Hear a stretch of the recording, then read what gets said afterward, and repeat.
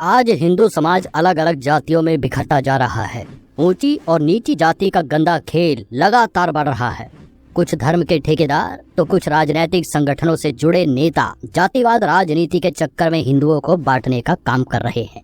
साल 2011 की जनगणना के अनुसार भारत में 20 करोड़ से अधिक लोग दलित समुदाय से ताल्लुक रखते हैं और इसी समुदाय की एक प्रमुख जाति चमार भी है। आज भले ही चमार शब्द का प्रयोग किसी का अपमान करने के लिए किया जाता है, लेकिन चमार असल में क्षत्रिय हुआ करते थे। चमारों का अपने आप में एक गौरवशाली इतिहास रहा है। विदेशी आक्रमणकारियों के खिलाफ आवाज उठाने से लेकर भारत की आजादी तक चमारों का योगदान बहुत महत्वपूर्ण रहा है। आपको जानकर हैरानी होगी कि प्राचीन काल में चमार जाति का कहीं भी वर्णन नहीं मिलता है। तो फिर चमार जाति कैसे अस्तित्व में आई? क्यों सूर्यवंशी क्षत्रियों से ताल्लुक रखने वाले कुछ लोगों को आज चमार कहा जाता है? तो आज की इस वीडियो में हम चमार जाति के बारे में विस्तार से आपको बताएंगे और साथ ही हम दावे के साथ कहते हैं कि इस वीडियो को देखने के बाद चमारों के प्रति आपकी सोच में जरूर बदलाव आएगा। हिंदू धर्म के अनुसार इस दुनिया की रचना ब्रह्मा जी ने की है और प्रत्येक जीव ब्रह्मा जी द्वारा ही बनाया गया है। ईश्वर ने धरती के सभी मनुष्य को एक समान बनाया है, लेकिन समय के साथ साथ इंसान पंथवाद और जातिवाद के चक्कर में पड़ता गया और इंसान ही इंसान की मौत को प्यासा हो गया। धर्म और जाति के नाम पर प्राचीन भारत में कभी कोई भेदभाव नहीं होता था। पहले लोगों को किसी जाति के आधार पर नहीं बल्कि वर्ण और उनके काम के आधार पर बांटा जाता था। आज के समय में जैसे डॉक्टर्स, इंजीनियर्स, टीचर्स, वकील जैसे अलग अलग पेशे हैं, ठीक उसी प्रकार पहले लोगों को उनके कर्म के आधार पर ही पहचाना जाता था।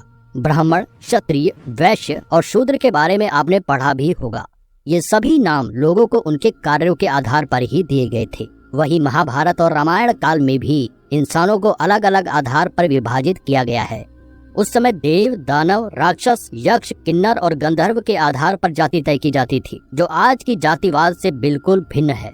चमार जाति के बारे में वैसे तो कहीं उल्लेख नहीं है।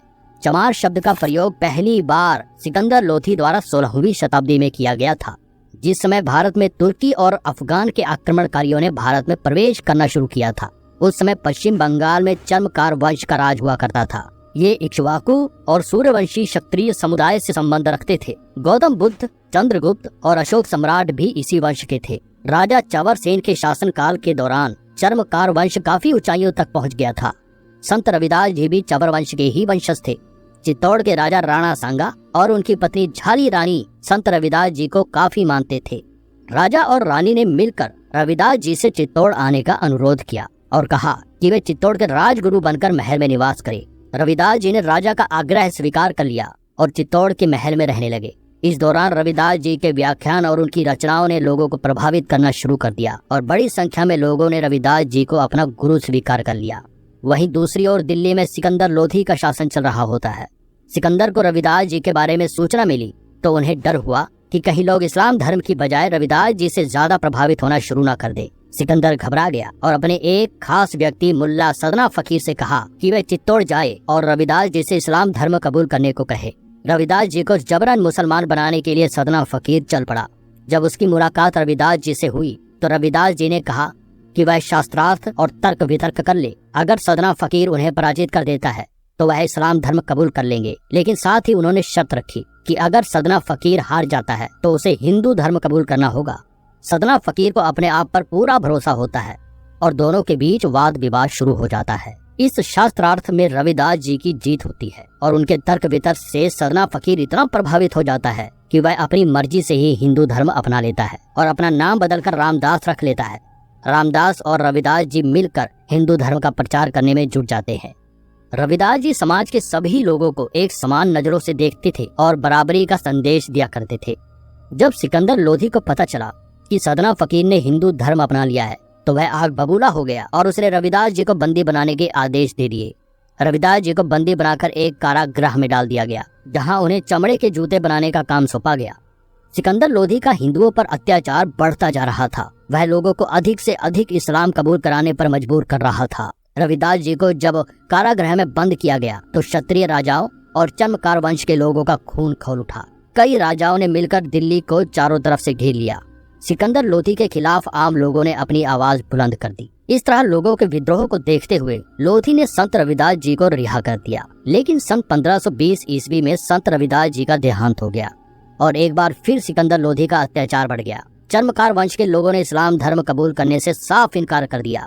सिकंदर लोधी ने इस वंश के सैकड़ों हजारों लोगों को बंदी बनाया और उन्हें चमड़े के जूते और अन्य चीजें बनाने का काम सौंप दिया गया। विदेशी आक्रमणकारियों से पहले भारत में चमड़े के जूते या अन्य चीजों का प्रयोग नहीं किया जाता था और चमड़े को लोग अशुद्ध माना करते थे। इसके बाद सिकंदर लोधी ने चमड़े का काम करने वाले क्षत्रिय लोगों का अपमान करने के लिए उन्हें चमार कहकर संबोधित किया। चर्मकार वंश के लोगों का अपमान करने और इस्लाम कबूल न करने पर सिकंदर ने चमार कहकर इस क्षत्रिय समुदाय का बहुत अपमान किया। क्षत्रिय लोग हमेशा से ही अपने उसूलों के पक्के माने गए हैं। वे ना तो सिकंदर के आगे झुके और ना ही उन्होंने इस्लाम धर्म कबूल किया। इस तरह से अपने स्वाभिमान की रक्षा के लिए उन्होंने चमड़े का काम किया और तभी से चमड़े का काम करने वाले लोगों को चमार कहना शुरू कर दिया गया। इस जाति के लोगों की शिक्षा पर भी रोक लगा दी गई, जिससे कि उनकी आने वाली पीढ़ी को अपने गौरवशाली इतिहास के बारे में बिल्कुल भी पता न चल सके। चमड़े का काम करने के कारण ही उन्हें क्षत्रिय समुदाय से अलग कर दिया गया। सिकंदर लोधी ने ही इन्हें नीच और शूद्र जाति का दर्जा दिया। कर्नल टोड ने अपनी किताब द हिस्ट्री ऑफ राजस्थान में चर्मकार वंश और राजा चंवर सेन के बारे में काफी कुछ लिखा है। चमार जाति के इतिहास के बारे में सबसे अच्छी व्याख्यान डॉक्टर विजय सोनकर शास्त्री जी की पुस्तक हिंदू चर्मकार जाति में देखने को मिलता है। आज भी चमार जाति के लोग संपूर्ण भारत में पाए जाते हैं। भारत के अलावा नेपाल और पाकिस्तान में भी इस समुदाय के लोग रहते हैं। राजस्थान के कुछ हिस्सों में चमारों का रहन सहन और बर्ताव राजपूतों जैसा नजर आता है। महिलाएं घूंघट रखती हैं, तो वहीं पुरुष स्वाभिमान के लिए मूछें और पगड़ी रखते हैं। आज किसी दलित को या इस जाति के लोगों को चमार कहा जाए तो वे काफी गुस्सा हो जाते हैं और अपमानजनक महसूस करते हैं। और वे अपनी जगह बिल्कुल ठीक भी है, क्योंकि जब वे चमार है ही नहीं तो भला किसी की गलत बातों को क्यों बर्दाश्त करे। दूसरे विश्व युद्ध के दौरान अंग्रेजों ने एक चमार रेजिमेंट का भी गठन किया था, जो एक पैदल रेजिमेंट थी। आधिकारिक तौर पर यह 1 मार्च 1943 को बनाई गई। चमार रेजिमेंट की सेना ने कोहिमा की लड़ाई में अपनी महत्वपूर्ण भूमिका निभाई थी और उसके लिए रेजिमेंट को सम्मानित भी किया गया था। 1946 में रेजिमेंट को भंग कर दिया गया था। समय समय पर लोगों द्वारा एक बार फिर से इस रेजिमेंट के गठन की मांग की जाती रही है। बाबा साहेब अम्बेडकर ने अपना पूरा जीवन दलित और पिछड़ी जाति के लोगों को समाज में बराबरी का तबका दिलाने में समर्पित कर दिया। आज भी चमार और अन्य दलित समुदाय के लोग भीमराव अंबेडकर को अपना आदर्श मानते हैं। जरा सोच कर देखिए कि यदि चर्मकार वंश के इन क्षत्रियों ने इस्लामिक आक्रमणकारियों के खिलाफ अपनी आवाज न उठाई होती और इस्लाम धर्म कबूल कर लिया होता तो आज भारत में मुसलमानों की संख्या 50 करोड़ से भी अधिक होती। और इस बात को भी नकारा नहीं जा सकता कि शायद हिंदू से भी ज्यादा मुसलमान की आबादी आज देश में होती। हिंदू धर्म और समाज की रक्षा में चमार जाति का योगदान कभी भुलाया नहीं जा सकता। तो दोस्तों, उम्मीद करते हैं कि आपको ये वीडियो पसंद आई होगी और चमार जाति के गौरवशाली इतिहास के बारे में भी आप समझ गए होंगे। आज के बाद यकीनन चमारों को देखने का नजरिया भी बदल जाएगा। आज लोग सेकुलर होने के नाम पर ईद पर सवैया खा सकते हैं, तो फिर भला एक चमार या दलित के घर का पानी पीने में क्या ऐतराज है। ईश्वर ने प्रत्येक मनुष्य को एक समान बनाया है और हमें ईश्वर की रचना में भेदभाव नहीं करना चाहिए। अगर आपको वीडियो अच्छी लगी हो तो इसे लाइक और शेयर जरूर कर देना।